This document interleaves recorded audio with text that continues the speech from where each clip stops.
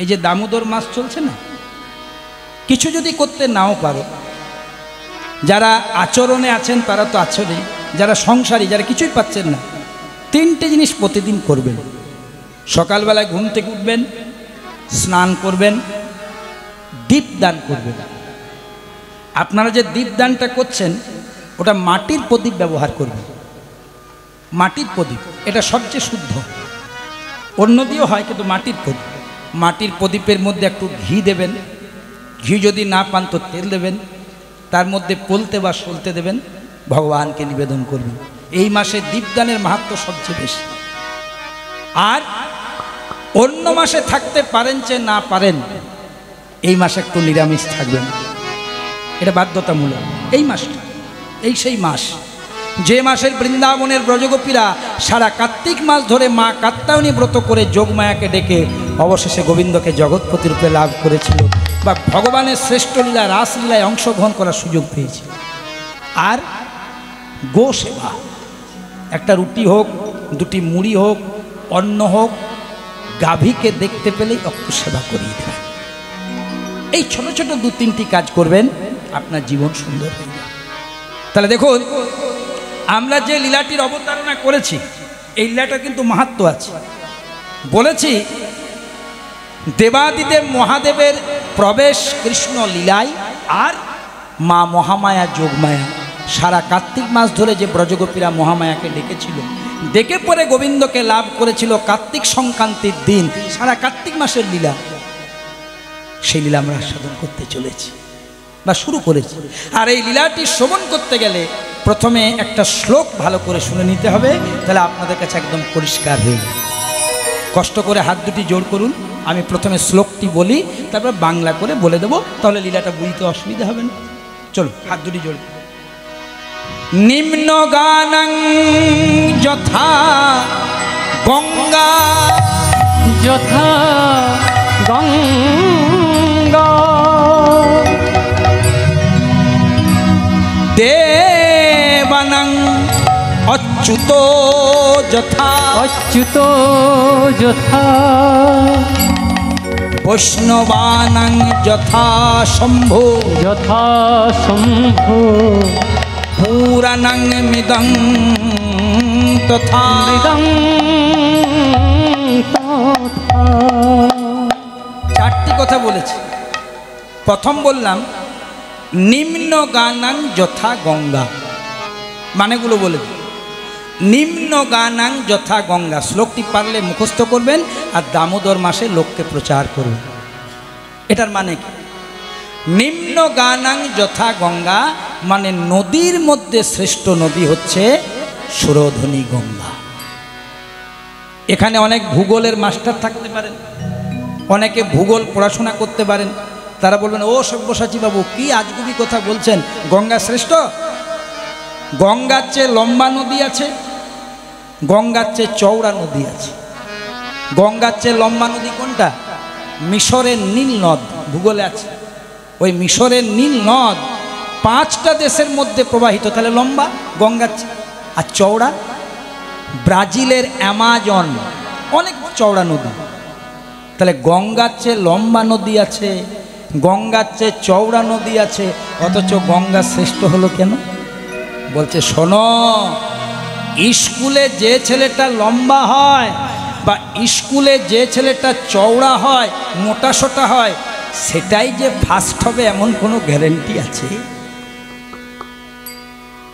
মিশরের নীলনদ লম্বাই বড়, ব্রাজিলের অ্যামাজন চওড়াই বড়, কিন্তু গঙ্গা মহত্বে বড়। এই সেই গঙ্গা যে বিষ্ণু চরণ কমলে সৃষ্টি, ব্রহ্মার কমণ্ডলে আবদ্ধ, শিবের জটাতে পরিবেষ্টিত, এবং পরম ভক্ত ভগীরথের আহ্বানে অক্ষয় তৃতীয়ার দিনে ধরণী মাঝে পতিত। বোঝো মা কত কোয়ালিটি। বিষ্ণুর চরণ কমলে যার জন্ম সৃষ্টি, ব্রহ্মার কমণ্ডলে যার আসা যাওয়া, শিবের জটার মধ্যে যার পরিবেষ্টন, তারপরে অক্ষয় তৃতীয়ার দিনে শুভ দিনে ভগীরথের আহ্বানে ধরণীতে তার আগমন। এ কি সামান্য জিনিস মা? তার বেশি প্রমাণ দিতে হবে না। আপনি গঙ্গা থেকে জল নিয়ে আসুন, কাদাযুক্ত জল, ঘোলা জল, 2-3 দিন বাড়িতে রাখুন, ফিল্টার করতে হবে না, পরিষ্কার হয়ে যাবে। যান অন্য জল নিয়ে আসুন আর গঙ্গা জল নিয়ে আসুন। 1-2 নম্বর, আপনি যত যত দামি দামি কোম্পানির জল কিনে খান বা জল এনে রাখুন, 2 দিন 3 দিন 5 দিন 10 দিন পর সে জলের মধ্যে 100% পোকা ধরবে। দেখবেন আতস কাছে দেখবেন অনুবীক্ষণ যন্ত্র নিয়ে পোকা হয়ে গেছে। কিন্তু গঙ্গার জলে কি পোকা ধরে মা? পোকা ধরে না। এই সেই মাত। ওই জন্যে কত আগে শ্লোক লেখা হয়েছে, নিম্ন গানাং যথা গঙ্গা দেবানাং অচ্যুত যথা। অচ্যুত যথা। এই দামি দামি কথাগুলো একটু ভালো করে শুনে নেবে মা, কাজে লাগবে। নদীর মধ্যে শ্রেষ্ঠ নদী গঙ্গা, হ্যাঁ, আর দেবতাদের মধ্যে শ্রেষ্ঠ হচ্ছে বিষ্ণু বা কৃষ্ণ। দেবানাং অচ্যুত যথা। কেন না, দেখুন আমি ব্রাহ্মণ বাড়ির ছেলে, আমাদের বাড়িতে একটু পূজা আর্চা আছে। আমার বাবা পূজা আর্চা বেশি করতেন, বাড়িতে বাড়িতে করতেন। তা দেখবেন আপনি বেদকে যদি সম্মান দেন, সবচেয়ে পুরাতন শাস্ত্র, যখন আমরা কোনো পুজো করি ব্রাহ্মণেরা, 1 গণ্ডূষ জল নিই, জল নিয়ে প্রথমে কি বলি বলুন তো? ওং বিষ্ণু, ওং বিষ্ণু, তদ বিষ্ণু। ধরুন আমি কালী পুজো করছি, ধরুন আমি লক্ষ্মী পুজো করছি, ধরুন আমি শীতলা পুজো করছি, মনসা পুজো করছি, কিন্তু শুরু করেছি ওং বিষ্ণু, ওং বিষ্ণু। আপনি তো প্রশ্ন করতে পারেন, ও ঠাকুর মশাই, আমি তো কালী পুজো করাচ্ছি, তা আপনি ওং বিষ্ণু কেন করছেন? ওং কালী ওং কুলি প্রথমে করুন। বলবে শোনো বাবা, আমি প্রথমে ঘরের গার্জেনকে নিমন্ত্রণ করছি, অভিভাবককে নিমন্ত্রণ করছি। ঘরের অভিভাবককে নিমন্ত্রণ করলে যেমন তার বাড়ির সবাই নিমন্ত্রিত হয়ে যায়, তেমনি ভগবান বিষ্ণু কৃষ্ণকে আহ্বান করলে সব দেবদেবী একসাথে নিমন্ত্রিত। আবার যখন পুজোটা শেষ হয়, হ্যাঁ ওমা, তখন ব্রাহ্মণ ঠাকুরা কি বলে? সর্বপাপ নারায়ণ চরণে সমর্পয়ন। মানে পূজা আর্চা করতে গিয়ে যিনি করালেন বা যিনি করছেন, মানে আমার যদি কোনো পাপ হলো, হে নারায়ণ, হে গোবিন্দ, তুমি আমার ক্ষমা করে দাও। পুজো করলো অন্য ঠাকুরের, ক্ষমা চাইল গোবিন্দ। সেই জন্যে তো মহাপ্রভু কলিকালে বলেছে, যে জনা শ্রীকৃষ্ণ ভজে। অন্য কারো কথা বলল, যে জনা শ্রীকৃষ্ণ ভজে, ওরে সে হয় আমার প্রাণ রে। উলুধ্বনি। যে জনা শ্রীকৃষ্ণ ভজে, সে হয় আমার প্রাণ রে। যে জনা শ্রীকৃষ্ণ ভজে, সে হয় আমার প্রাণ রে। যে জনা শ্রীকৃষ্ণ ভজে, ওগো সে হয় আমার প্রাণ রে। সবাই মিলে কোনো দিকে লক্ষ্য না করে 2টি হাত তুলে আমার সাথে গলা মিলিয়ে বলবেন, ভজ শ্রীকৃষ্ণ, কহ শ্রীকৃষ্ণ, লহ শ্রীকৃষ্ণের নাম রে। ভজ শ্রীকৃষ্ণ, কহ শ্রীকৃষ্ণ, লহ শ্রীকৃষ্ণের নাম রে। ভজ শ্রীকৃষ্ণ, কহ শ্রীকৃষ্ণ, লহ শ্রীকৃষ্ণের নাম রে। মুখে বলো কৃষ্ণ নামে পূর্ণ হবে মনস্কাম। মুখে বলো কৃষ্ণ নামে পূর্ণ হবে মনস্কাম। তুমি মুখে বলো কৃষ্ণ নাম, বদনে তুমি মুখে বলো কৃষ্ণ নাম, তোমার পূর্ণ হবে মনস্কাম। মুখে বলো কৃষ্ণ নাম,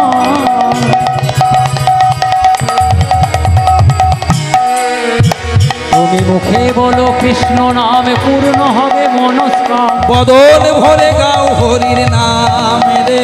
সবাই বদন ভরে গাও হরির নাম রে। মুখে বলো কৃষ্ণ নাম, তোমার পূর্ণ হবে মনস্কাম। দামোদর মাসটা নষ্ট করবেন না, কৃষ্ণ নাম ছাড়া অন্য কিছু গাইবেন না। দেখো মা, যেদিন শ্রীরামচন্দ্র সেতু বন্ধন করে শ্রীলঙ্কাতে পৌঁছে গেলেন, তখন লঙ্কার রাজা ছিলেন রাবণ। এগুলো খুব তত্ত্বের জিনিস, আজগুবি বাইরের কোনো জিনিস নেই, শাস্ত্রের মধ্যে।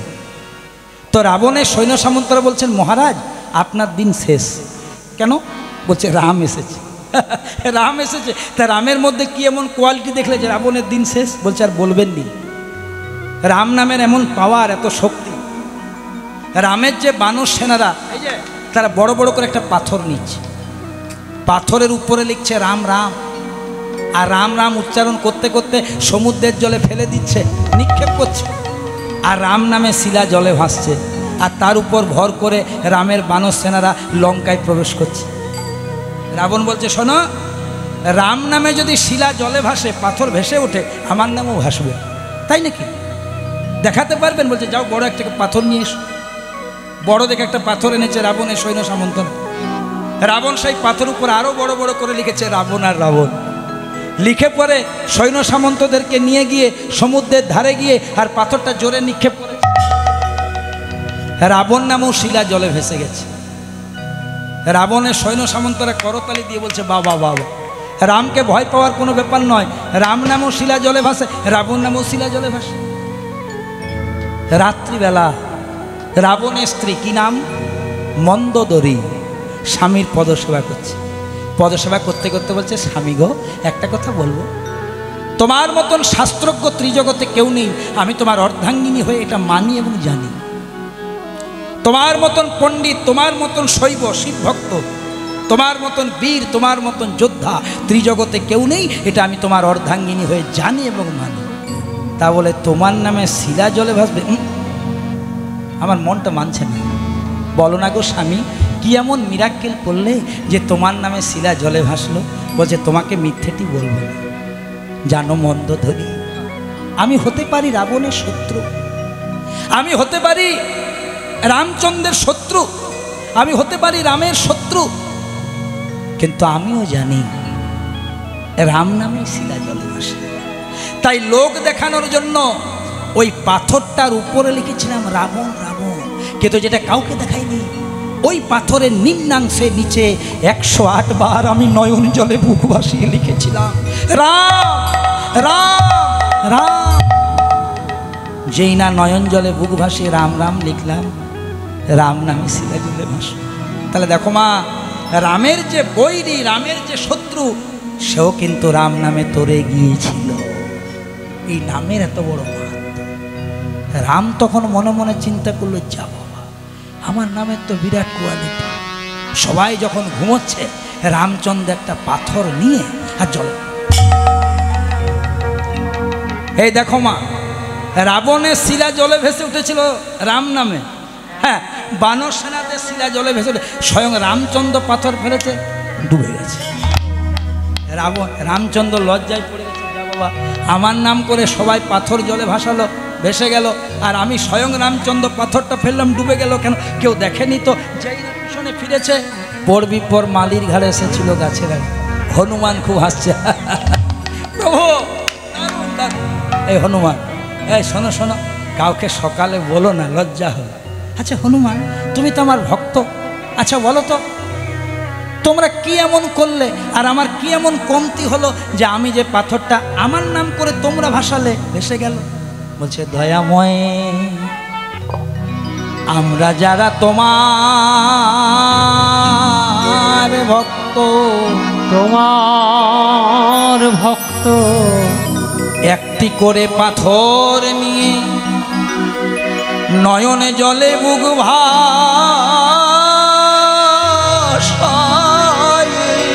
নয়নে জলে বুকে ভাসায়,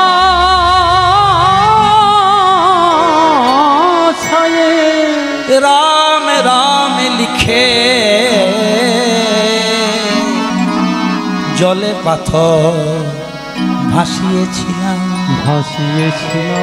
কিন্তু তুমি স্বয়ং রাম, তুমি কি রাম রাম উচ্চারণ করেছিলে?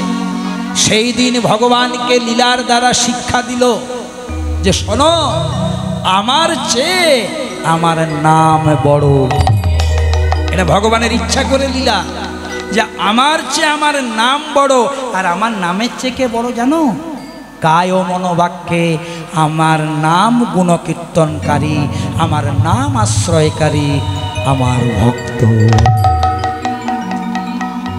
ভক্ত বড় শক্ত, পণ্ডিত রইল বসে, পণ্ডিত রইল বসে, বৃক্ষের ফলে বৃক্ষে রইল, কেবল বৃন্ত গেল বসে বসে।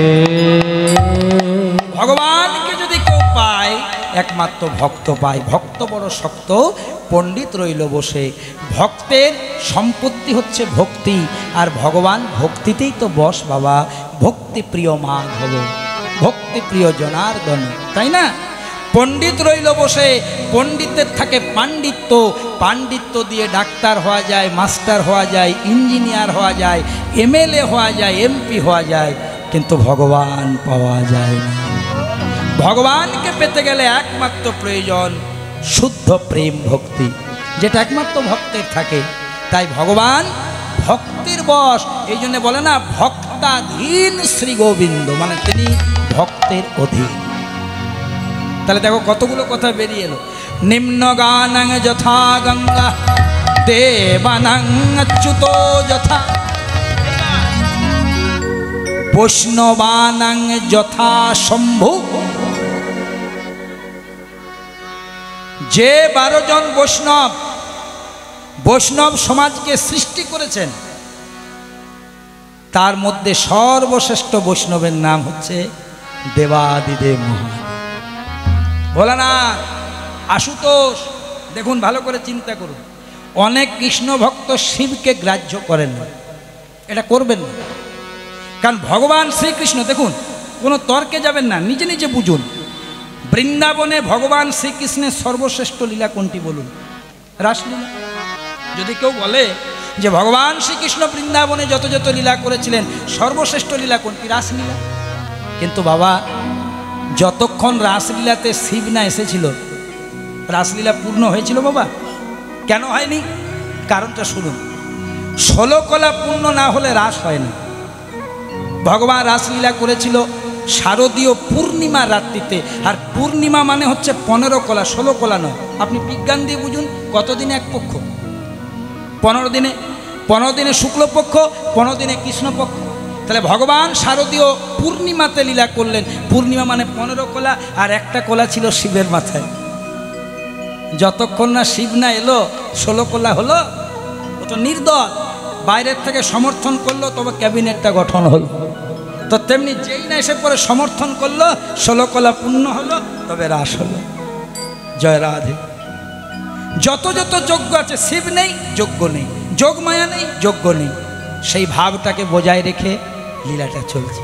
এখানে পদকর্তা চণ্ডীদাস একটি সুন্দর, আমি পদাবলী গাইব, তত্ত্ব গাইব, সামাজিক সবগুলো আস্তে আস্তে আস্তে আস্তে নিয়ে যাব। এই দেখুন এবার পদকর্তা চণ্ডীদাস কত সুন্দর একটি পদাবলী গাইছে, মন দিয়ে শুনুন। দেখুন, যিনি পদকর্তা চণ্ডীদাস, তিনি প্রথম জীবনে কৃষ্ণ কীর্তন লেখেননি। প্রথমে তিনি কালী কীর্তন লিখছেন। মা বাসুলি মায়ের সেবক ছিলেন, বাসুলি আদেশে তিনি কৃষ্ণ কথা রচনা করেছেন। ওই যে চণ্ডীদাসের বিখ্যাত পদ, বাসুলি আদেশে চণ্ডীদাস সর্বশ্রেষ্ঠ পদটা কি লিখেছিলেন? 2 লাইন গায়ে, বধূ কি আর বলিব আমি হে, বধূ কি আর বলিব আমি, বধূ কি আর বলিব আমি হে, বধূ কি আর বলিব আমি। তুমি তো আমার সকলই জানো, ও বধূ তুমি তো আমার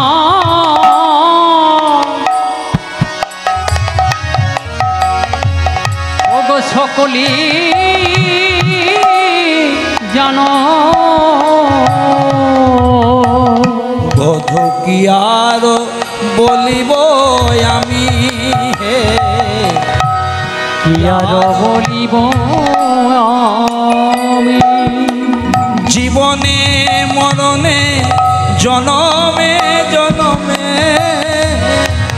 শুধু জীবনে মরণে জনম জনমে জনমে শুধু জীবনে মরণে জনমে জনমে আমার প্রাণনাথ হয় তুমি হে, প্রাণনাথ হয় তুমি। শুধু জীবনে মরণে জনমে জনমে জীবনে মরণে জনমে জনমে প্রাণনাথ হই তুমি প্রভু কি আর বলিব আমি। আমার চাওয়ার মতো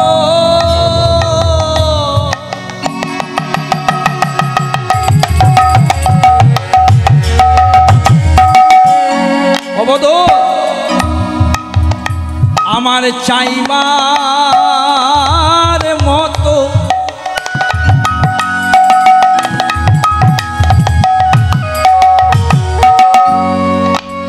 তোমার কাছে কিছু নাই গো।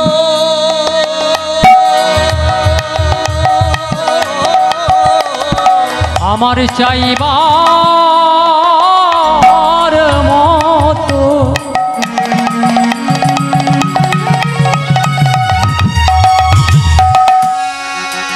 তোমার কাছে কিছু নাই গো। যেন জন্মে জন্মে তোমায় পাই গো। আমার চাইবার মতো কিছু নাই গো।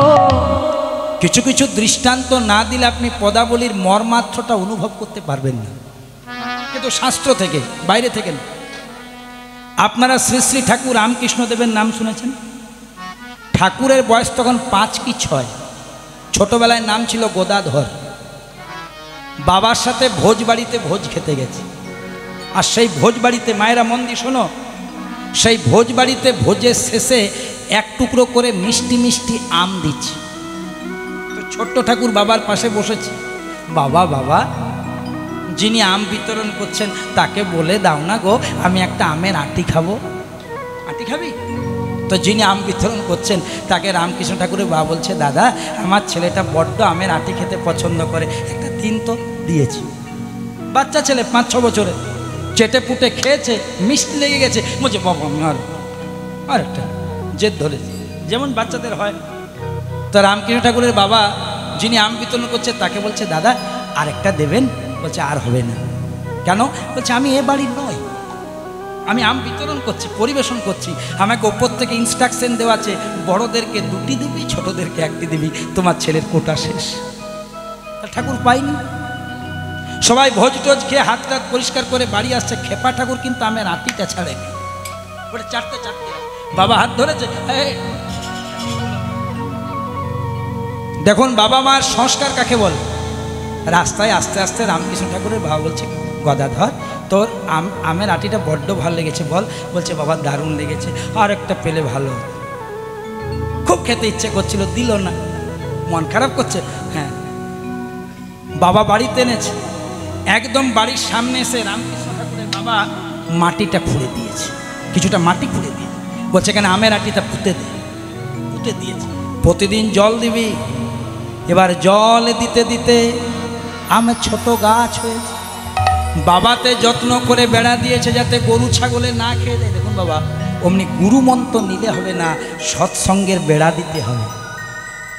যেমন একটা গাছ যখন আপনি রোপণ করবেন, যদি মাঝে মাঝে জল না দেন গাছটা মরে যাবে না? হ্যাঁ, প্রতিদিন যদি একটু করে জল না দেন আর যদি বেড়া না দেন গরু ছাগলে খেয়ে দেবে। তেমনি এই যে 3.5 হাতের হৃদয় মন্দিরে, 3.5 হাতের হৃদয় মন্দিরে যে গুরু মন্ত্রের প্রেম বীজ বপন করেছেন বাবা, তাতে তো মাঝে মাঝে গুরু নামের জল দিতে হবে, সৎসঙ্গের বেড়া দিতে হবে। না হলে যে গরু ছাগল কাম ক্রোধ লোভ মোহ মদ মাৎসর্য মুড়িয়ে খেয়ে দেয়, আর প্রেম অঙ্কুর হবে। ও মায়েরা মন দিয়ে শোনো, অন্য মনস্ক হবে। কি করেছে? প্রতিদিন জল দেয়, বাবাতে বেড়া দিয়েছে, আম গাছ ধীরে ধীরে বড় হচ্ছে। আম গাছও বাড়ে, ঠাকুরও বাড়ে, ঠাকুরও বাড়ে, গাছও বাড়ে। হ্যাঁ, রামকৃষ্ণ ঠাকুরের যখন 12-14 বছর বয়স, আম গাছটা বড় হয়ে পাকা পাকা আম ধরেছে। এবার খেপা ঠাকুর করে কি, আমের গাছের উপরে চাপে, সকালে আম, বিকেলে আম, দুপুরে আম, রাত্রে আম, ভাতে আম, রুটিতে আম, মুড়িতে আম, শুধু আমেই চলছে। একদিন দুপুরবেলা ঠাকুর আম গাছে বসে বসে আম খাচ্ছে, আর তার বাবা আম গাছের তোলা দিয়ে পেরিয়ে যাচ্ছে। ও মা বলছে, এই গদাধর। হ্যাঁ বাবা। বলছে, তোর আমের অভাব হচ্ছে? বলছে, কেন হবে, গাছটাই আমার। এটা দৃষ্টান্ত। সিদ্ধান্ত কি? আম গাছটা যদি আমার হয়, যেমন জীবনে আর আমার আমের অভাব হয় না, তেমনি কেউ যদি ভগবানকে আমার করে নিতে পারে, তাহলে কি ভগবানের কাছে হাত পেতে কিছু চাইতে হয়?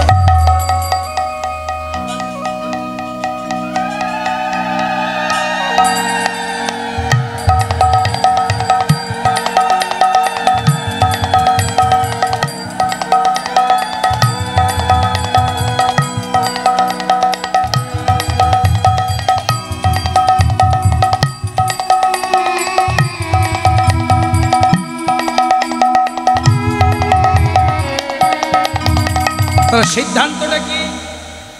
আম গাছটা যদি আমার হয়, যেমন জীবনে আমের অভাব হয় না, তেমনি কেউ যদি ভগবানকে আপন করে নিতে পারে, তাহলে ভগবানের কাছে আর কিছু চাওয়ার দরকার। সেই জন্য দেখুন, বারবার করে রাধারানীকে যখন কৃষ্ণ বলেছিল, তুমি কি নেবে, তুমি কি বলবে, কি বলেছিল? শুধু জীবনে মরণে নিতাই গৌর হরি হরি ও।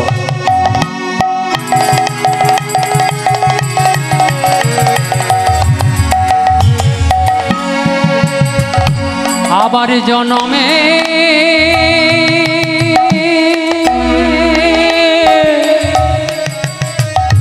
জনমে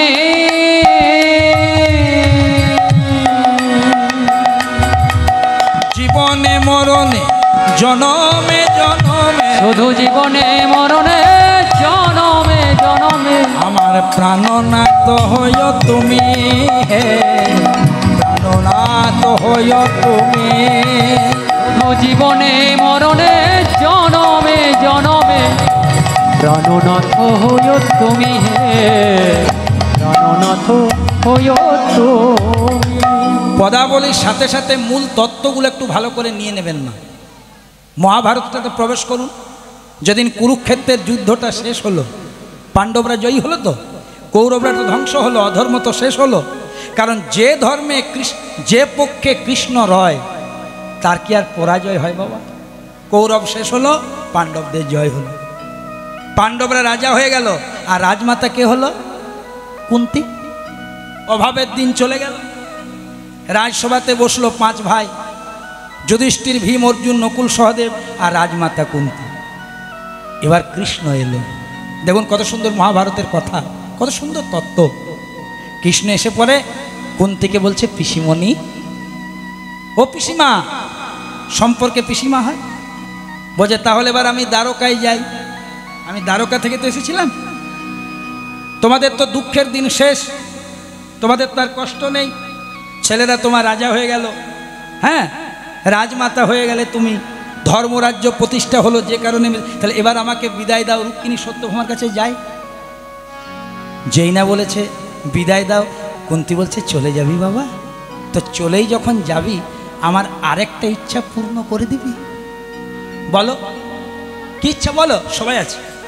বলছে, তোর এই রাতুল রাঙা চরণটাতে এই পিসিমাটাকে একবার প্রণাম করতে দিব। কৃষ্ণ বলছে, কি বলছো পিসিমা, কি বলছো পিসিমা? আমাকে কেন প্রণাম করতে যাবে? লোকে কি বলবে? সংসারে যারা ভ্রাতুষ্পুত্র হয়, ভাইপো হয়, তারা পিসিমণিকে প্রণাম করে, আর তুমি বলছো পিসিমণি হয়ে? আমি জানি বাবা, তুই আমার ভ্রাতুষ্পুত্র, সবাই জানে আমি তোর পিসিমা, কিন্তু আমি কি জানি জানিস?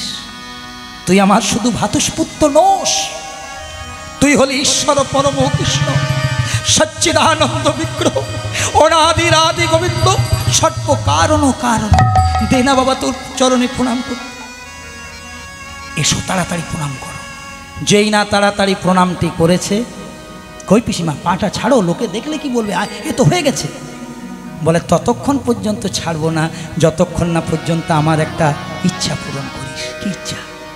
বলছে, দেখ কৃষ্ণ, তুই না চাইতে সব দিয়েছিস, আমাদের দুঃখের দিন অবসান করেছিস, ছেলেদেরকে রাজা করেছিস, ধর্মরাজ্য প্রতিষ্ঠা করেছিস, আর একটা ছোট্ট জিনিস চাইব, তবে তোর পা ছাড়ব। বলো পিসিমা, তাড়াতাড়ি বলো, আমার দেরি হচ্ছে, আমাকে রুক্মিণী সত্যভামার কাছে দ্বারকায় যেতে হবে। বলছে, শোন কৃষ্ণ,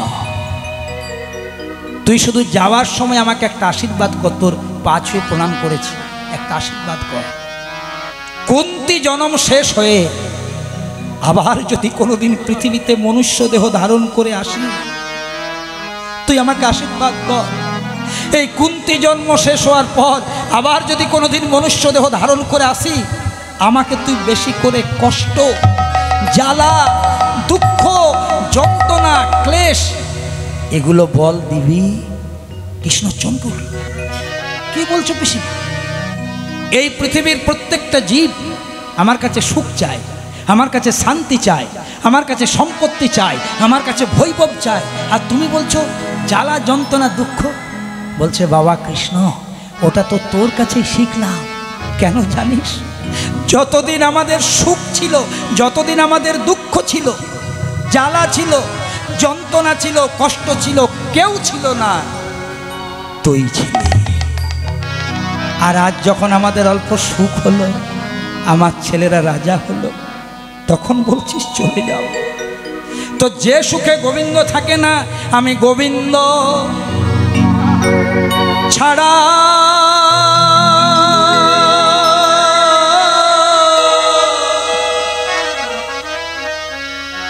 কিছু জানি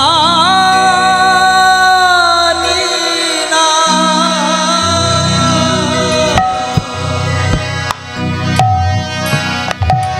ওগো আমি গোবিন্দ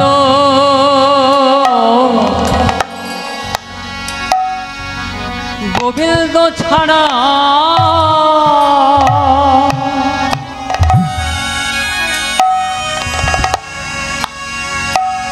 আমি আর কিছু জানি না। ওরে কৃষ্ণ রে,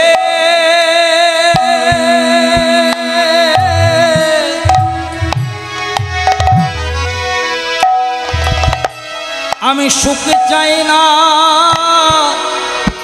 সম্পত্তি চাই না,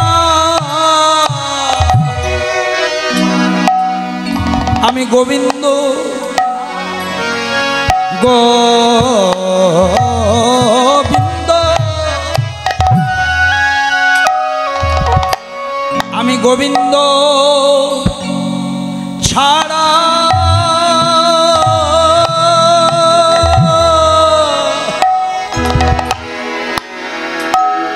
কিছু চাই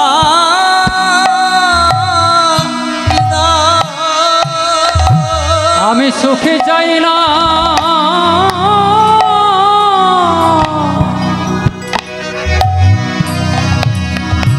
আবার শান্তিও চাই না।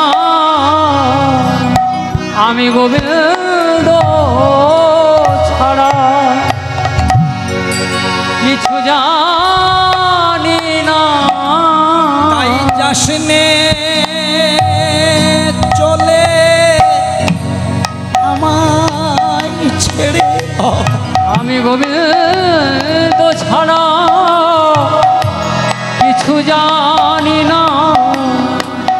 যাসনে চলে অভাগিনীকে ছেড়ে, আমি গোবিন্দ ছাড়া কিছু চাই না। ওরে যাসনে চলে এই অভাগিনীকে ছেড়ে, আমি তুই ছাড়া কিছু জানি না। আমি কৃষ্ণ ছাড়া কিছু চাই না। ওরে যাসনে এই অভাগিনীকে ছেড়ে, আমি গোবিন্দ ছাড়া কিছু জানি না।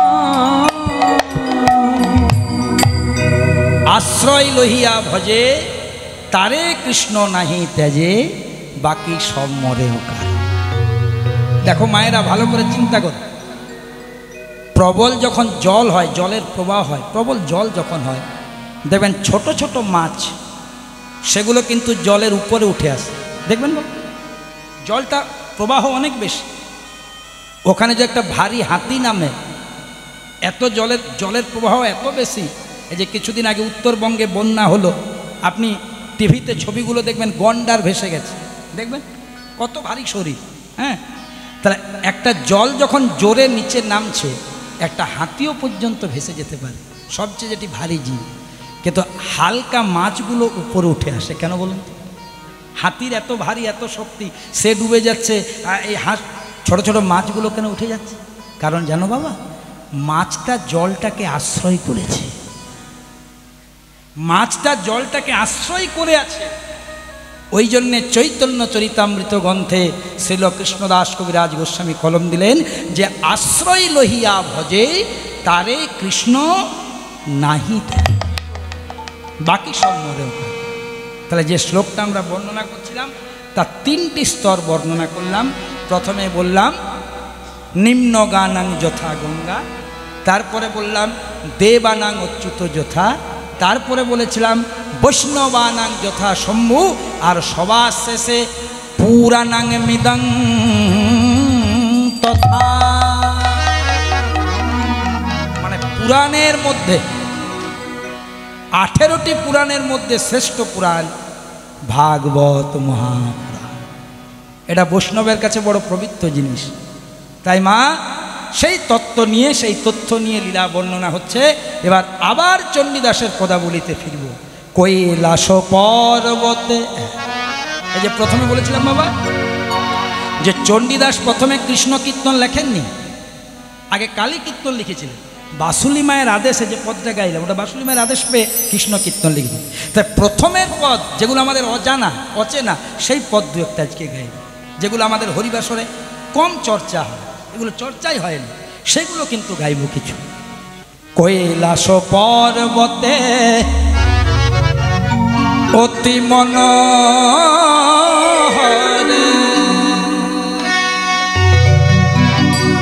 আচ্ছা মা, কৈলাস পর্বতে যে ঠাকুরটি থাকেন তার নাম কি? সাহস করে বলো, ভুল হবে। ভোলানাথ। বাহ। আচ্ছা, ভোলানাথের আরেকটা নাম, আমি একটা নাম বলছি, তোমাদের খুব ভালো লাগবে, আশুতোষ। এই নামটা একটু বেশি মনে রাখবে। আমরা ভোলানাথ, রুদ্র, নীলকণ্ঠ এগুলো সব জানি, এই নামটা বেশি করে মনে রাখবে, আশুতোষ। আশুতোষ মানে অল্পতেই তুষ্ট। কেন ভগবানের এই নামটা আশুতোষ জানো? অল্পতেই তুষ্ট। ও মায়েরা, এগুলো সাধারণ গল্প নয়। এই সংসারে কে বেশি খুশি জানো? এই সংসারে কার বেশি সুখ? সুখ কারও নেই, কিন্তু অল্প হলেও কার বেশি সুখ? যে অল্পতেই তুষ্ট। যার যত চাহিদা বেশি, হ্যাঁ, তার তত দুঃখ বেশি। মা আমার মনে মনে চিন্তা করলো, প্রতি বছরের মতো এবছর দুর্গাপুজোতে 4টে শাড়ি পাবো। একটা দেওর দেবে, একটা স্বামী দেবে, একটা বাপের বাড়িতে দেবে, একটা ননদ দেবে। কোনো কারণে ননদ দিতে পারেনি, মনে কষ্ট হয়ে গেল, আরে আমার একটা কমে গেল। কিন্তু যদি আমি ওটা সিদ্ধান্তই না নিতাম, যেটা পেতাম তাতে আনন্দ হয়ে যেত। তাহলে যে অল্পতে তুষ্ট, কার কাছে শিখতে হবে? বৈষ্ণবের কাছে। আর বৈষ্ণবের চূড়ামণিকে ভোলানাথ, আর সেটিকে লিখছে পদকর্তা চণ্ডীদাস ঠাকুর। কৈলাস পর্বতে, কিছুই নাই শ্মশান ছাড়া, ছেঁড়া খাতা, ছেঁড়া বিছানা, শিক্ষা দিচ্ছে। কিন্তু কি হচ্ছে দেখুন, অতি মনোহরে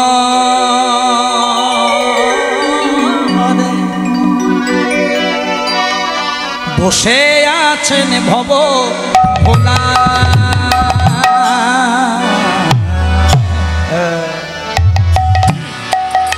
কৈলাস পর্বতে উলুধ্বনি মায়ের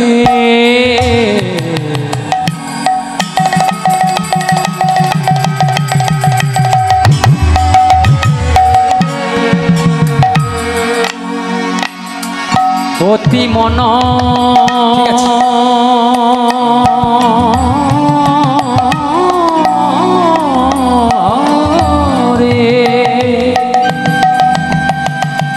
ইকোটা বাড়াবেন না, ইকো বেশি দেবেন না, ইকো কম। আমারে বসে আছেন ভব ভোলা, ভব ভোলা। আমার যে দাদা মাইক চালাচ্ছেন, মাইক আপনার খুব সুন্দর চলছে দাদা, বিশ্বাস করুন, ভালো লাগছে না, পরিষ্কার টিউন, কিন্তু আর বেশি ইকো দেবেন না। হ্যাঁ, ইকো বেশি দিলে খারাপ লাগে, গানটা শুনতে ভালো লাগে না। আমার যদি দরকার হয় তোমার কাছে চাইবো দাদা। হ্যাঁ, এখন এইটাই থাক। কৈলাস পর্বতে অতি মন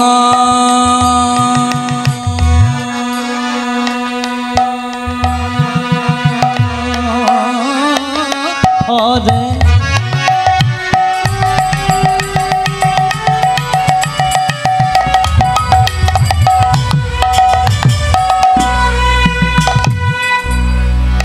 বসে আছেন ভব ভোলা ভোলা। গো কৈলাস পর্বতে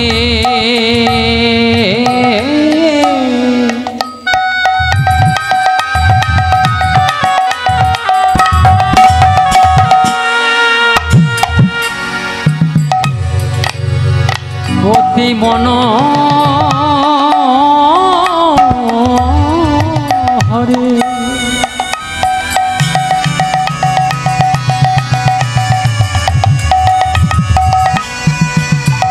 আমারে বসে আছেন ভব ভোলা।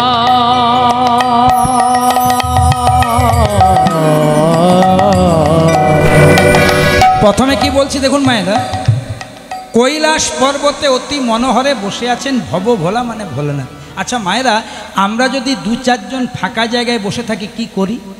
সত্যি করে বলো, ধরুন আমরা 4-5 জন মেয়ে ছেলে এক জায়গায় জড়ো হয়েছে, কি করি? 100 জনের মধ্যে 90 জন, 100 জন নয়, 100 জনের মধ্যে 90 জন কিছু করিছে না করি পরের নিন্দা গ্যারেন্টি করি। মিলিয়ে দেখে নেবেন, সবাই না, 100 জনের মধ্যে 90 জন এর শ্বশুর ভালো নয়, এর শাশুড়ি ভালো নয়, এর বউ ভালো নয়, ওটা ঠিক হলো না, এটা ঠিক হলো, আর আমি ধোয়া তুলসী পাতা। এই মানুষগুলোর থেকে দূরে থাকবে। আমি থাকতে বলিনি, মহাপ্রভু বলেছেন, যার মুখে ভাই হরি কথা নাই তার কাছে তুমি যেও না। যার মুখ হেরি যাবে ভুলে হরি, সেই মুখপানে চেও না। কদিন রহিবে ভবমাঝে আর, অবিলম্বে কোনো যাহা করিবার, পরের কোথায় কিবা আসে যায়, মিছে দাগা তুমি পেও না। আমার তো মন গড়া কথা নয় মা। যে খাবারটা খেলে, দেখুন অনেকে বলে আঁশ খাবো না নিরামিষ খাবো, আমি সেদিকে যাচ্ছি না। যে খাবার খেলে আপনার কৃষ্ণ ভক্তি নষ্ট হবে সেটা খাবেন না, তাহলে উত্তর এসে যাবে। আর যে খাবার খেলে আপনার কৃষ্ণ ভক্তি বৃদ্ধি পাবে সেটা খাবেন। যখনই আপনি মাছ, মাংস, পেঁয়াজ, রসুন এগুলো বেশি পরিমাণে খাবেন, এগুলো আসুরিক খাবারের মধ্যে পড়ে যাচ্ছে, তাহলে তখন আপনার আসুরিক প্রবৃত্তিটা প্রকাশ পাবে। জয় রাধে।